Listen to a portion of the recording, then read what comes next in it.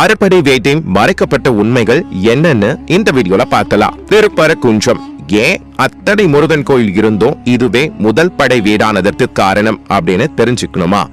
ஏன்னா நத்தீரர் திருமுருகாற்றுப்படை இங்கு ஏற்றியதால இந்த கோயில் முருகனின் முதல் படை வீடாக ஆனது. திருமணம் சம்பந்தப்பட்ட பிரச்சனைகள் எல்லாமே இந்த வந்தால் சரியாகிவிடுமா? முருகன் மனக்கோலத்தில் அமர்ந்து காட்சி தரும் ஒரே படை வீடு இதுதானா? முருகனோடு சேர்ந்து 5 மூலவர் இருக்கும் ஒரே படை வீடும் இதுதான்.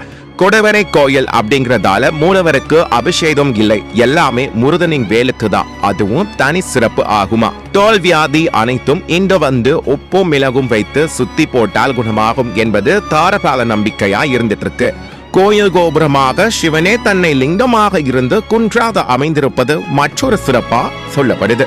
இந்த வீடியோ உங்களுக்கு பிடிச்சிருச்சுன்னா கட்டாயம் லைக் கமெண்ட் பண்ணுங்க, சேனலை சப்ஸ்கிரைப் பண்ணாததோ பண்ணுங்க. நெக்ஸ்ட் ஒரு வீடியோல உங்களை